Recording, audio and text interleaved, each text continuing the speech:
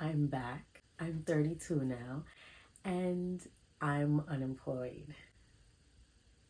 Yes, let that sink in.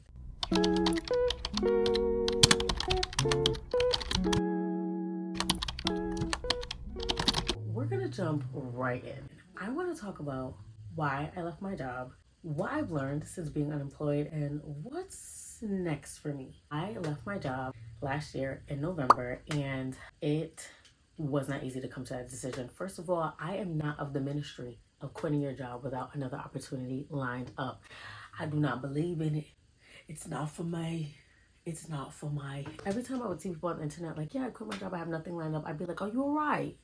I decided to leave my job in November because it just wasn't the right fit for me. To be honest, I was not planning to leave my job in general. Even if it wasn't the right fit for me, I was planning to work harder, excel, do my best, stay in my job, because that's what adults do. Adults stay in their jobs. They don't just quit their jobs and go out in the world and figure it out. I came to that decision because I really did feel like, one, the role was not for me and the job was not for me, but also I felt like I was spreading myself really thin. I got to a point where I was feeling very anxious. I mean, jumping out my sleep anxious. I also felt like I just wasn't feeling like me. I was starting to lose my sparkle. I wasn't feeling myself. I was getting short with people. I was exhausted all the time. And I felt like I was putting that job above everything else. I was trying to do well at my job, and I was trying to be impressive to my manager and my CEO. And I just wanted to do my best. And even still, I didn't feel like I was doing my best. I didn't feel like I was excelling. And I'm like, okay, I got to a crossroads. I was like, listen, you can stay in this job and there's nothing wrong with that. You can work hard, you can get stuff done.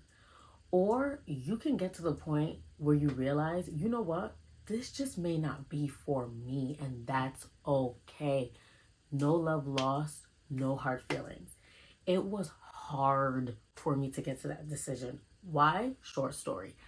I am one of five siblings. I am number two in the lineup.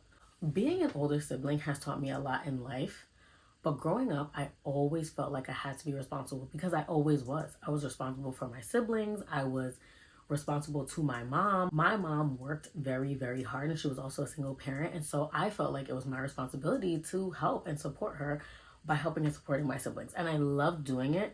But as time went on, I started feeling like I needed to be responsible for my friends and for everyone in my life. I always felt like I needed to be in control. So you can imagine that when I got to the point where I was like, I am spread way too thin at this job, like I'm ready to go, that decision did not come easily. When I told my manager and my CEO that I was leaving, first of all, I have a lot of respect for my manager and my CEO. I learned a lot from them.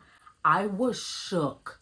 Mind you, I'm the one telling them that I'm leaving the job. I was when I say shaking in my boots, as soon as it came out of my mouth, I was like, am I sure? Like, am I making the right decision here? Do I actually want to leave my job? And instead of putting 2 weeks in, I actually put 4 weeks in. And every single day in that 4 weeks, I kept thinking, am I making the right decision?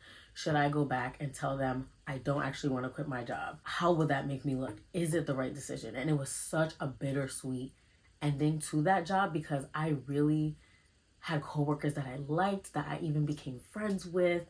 I really enjoyed the organization. And so I'm like, did I just make the biggest mistake of my life by quitting this job? Like, am I all right? Am I all right? But I knew that I could not go back on that decision. I would also regret it later on if I went back on that decision. I made the decision with confidence. I had to stand on the decision I was making. And I knew in my heart of hearts that my time there was done. I could hear the Lord saying, don't overstay your welcome. And I needed to follow that. That was all he dropped on me. And that was all I needed. If this is not the right job for me, that's okay. It might be the perfect job for someone else. So why am I holding up the seat when this could be someone else's dream job? And so it was well with my soul. Hello, editing Regina here. I wanted to make a clarifying point. My initial plan was to go the contract freelancing route after leaving my job. It was two opportunities that were presented to me. The thing is, those opportunities were not set in stone. There were no contracts. Things were just kind of up in the air and in discussion. And for those of you who have worked with clients, you already know sometimes you're in discussions with people, things don't work out, there's not enough budgeting. So I really didn't know what was going to happen. One of them ended up needing to be paused. The other one was not going to start until February. And I didn't know that in November when I was leaving my job. And I didn't know when the project was going to start. So I did end up finding out as time went on that it would start in February. And so I will be doing some part-time work with this client, which is very exciting. But even still, I am open to other client opportunities as I continue in my job hunt and just continue keeping my eyes peeled. So I do want to say that because that is an important piece of context to know in the months that have passed since leaving my job and now what has been going on, what has been happening, and what has kind of been in the pipeline. So I just wanted to make that point. But back to the video. Now, I'm going to keep it honest, transparent, of being a buck and a stack with you though. When I knew I was leaving my job, I only had like 2 to 3 months of savings already saved up. And when I tell you in my last 4 weeks, I saved all of my disposable income and added it to my savings because I already knew I didn't leave that job having 6 months, 1 year, 2 years of savings where I would be able to comfortably live off of. Oh no. Oh no, baby. I knew I would get through November, December, January if I was good, maybe a little bit of February, and then I was SOL. Mind you, it's January right now, but that's neither here or there, okay? I just told myself, I'm just gonna have to make a shake. I'm just gonna have to make a shake. Listen, my parents did not come from other countries to come to this country and make it shake for me to be sitting here like, I don't know what I'm finna do. I gotta work it out. I gotta make it shake. Here is what I've learned since being unemployed. One, I got some of my sparkle back. Thank you.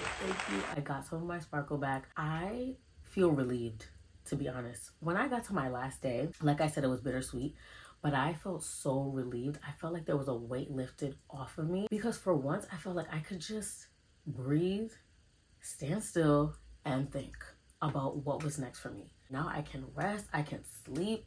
I don't have to have the Sunday scaries no more. Like I can just chill and vibe for a second. I'm just feeling more myself. I feel like I can hear my thoughts again. Like I have time and capacity to think.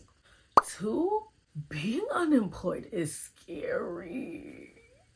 Because it's like, okay, yeah, I know I have a couple of months saved up, so I will be okay. But it is scary. Not knowing that you're going to have a paycheck coming in, not knowing what job opportunities are coming in is very scary. Like, oh, I thought I was feeling anxious in the job. The spookiest thing I've ever seen, Halloween don't got nothing on being unemployed or not knowing when your coins are coming in. Another thing I've learned is that I really do believe in myself. I have always trusted myself and believed in myself. And I think this really was not a test, but like an opportunity to show myself that I trust and believe in myself. Because not only did I take that leap, but I also felt then and still feel so confident that I'm gonna land where I'm supposed to. Now I get to decide what's going to be next. I get to finally ask myself, what is it that I want out of this life? Outside of a career and a profession, what does Regina want for herself? What does she want for her life? What kind of lifestyle does she want to live? How does she want to contribute to the world? What do I want to give? What do I want to receive? And not in the small confines of a job, but greater than that. I get to finally break the glass ceiling of what I thought my life would look like and really start asking myself, what is my life going to look like beyond this point? I get to choose and decide what types of jobs I want to interview for, what type of opportunities I'm going to take on. I have space to think about that. And lastly, I am free. I'm free. Let me not do too much, but for realsies though, I am free. Like I literally feel free. Nobody was holding me in shackles. I feel like I was holding myself in shackles and I am free. And hello, those who are free in the Lord are what? Free indeed. Hello, hallelujah. I'm feeling good. And I'm feeling like I made the right decision. So now the golden question I'm sure is like, what is next? What is next? Here's what I want to say about the job market. I've only been in the job market now for like 2 months, 2.5 months. This is another sign that it really was my time to end that chapter. When I left my job, when I tell you immediately after, I was getting reached out to by recruiters on LinkedIn. It's given me so much choice because there are roles that I've interviewed for that I'm like, I don't know like how I feel about this role. I'm gonna pass on that, or oh, this is something I'm really interested in. I'm gonna keep on going with that. It's giving me the opportunity to prepare for interviews. And in case you're wondering, I work in marketing and communications and have for the past 5 years, in case you want to put me on. But I'm learning a lot being back in the interview process and being back in the job market, and tips that I would like to share because I feel like people have asked me before too about working in communications, working in marketing, my advice, and I'm always listening. Follow me on LinkedIn. I love giving advice and tips just from my own perspective and having worked in marketing and communications for a while, but that'll be for another video. There has been so much abundance and opportunity, and that's how I know I'm aligned. Like, I have been seeing a lot of abundance, and I keep telling myself, even if nothing works out, if I'm interviewing for all these roles and I don't get any of them and things don't work out right away in the way that I want them to, I'm just so grateful even still that there was abundance and opportunity. Like, I'm just grateful to interview. I'm grateful that people are even reaching out being like, hey, we love your experience. We want you to interview for this role. Like, that is amazing. Like, that has been blowing my mind. It's reminding me that my skill set is needed, that my skill set is wanted, that just because I left one opportunity doesn't mean that there isn't abundance still for me. This time has been giving me a lot of clarity, and I'm just so grateful to be in this place where I'm at. It is not lost on me that being unemployed is not ideal and that I do not want to be unemployed forever, but it is allowing me to think, okay, even if I do go into another job, I have choice about what kind of work environment I want to be in, what kind of team I want to work in, what kind of work I want to do, and I want to be proud of my work. I want to be proud of my work. I want to excel where I'm going to be, and I want to be proud of my work. That is important to me. I don't want to be walking through no doors and into no rooms and people are like, here go that girl coming, her work sucks. Like, nah. I want to walk into rooms and people are like, oh, period. Like, she's that girl. Like, she be doing that. And there are some opportunities I'm very excited about. So, keeping it cute. And of course, getting back to it with the gang right here. I have completely abandoned this channel. When I tell you my last video was 8 months ago, not too much on me. Everybody calm down. We listen and we don't judge. Right. So I'm excited. I feel encouraged. I already did my goals for the year, my Q1. I broke them up into quarters. I'm excited to share, and I will. There are some things coming up that I know I have to really lean into for them to happen. It's feeling like a good season. It's feeling like I have a good handle on things so far. So I'm feeling good. And I almost forgot to mention that I did actually find a part-time job back in retail at the mall. And I'm actually so excited about this because I used to work in retail back in the day. I actually reached out to one of my old managers and just asked her if she needed any extra help at her store. And she brought me onto the team. She was like, girl, come, I don't even need to interview you. You're good. We worked together before, so she knows how I work. And can I just say, I have missed working in retail. It's really because I love socializing and helping people, and who doesn't love working in closed stores where you get a good discount? But it's just been so refreshing, and it's also just like a mindless job that I feel like I know how to do really well. So I am bringing a little bit of income in on the in-between, so don't be scared for me. I hope that something in what I'm saying is encouraging to you. Now, listen, let me say right now, I am not here to tell you to quit your job.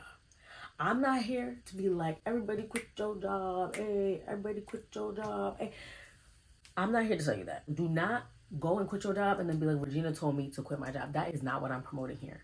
But I hope that you have pulled something from what I'm saying about staying encouraged, about trusting yourself, and about taking the leap when you feel like it's the time to do so. I want you to be encouraged. I want you to take this journey with me as I'm figuring out what I'm going to do next.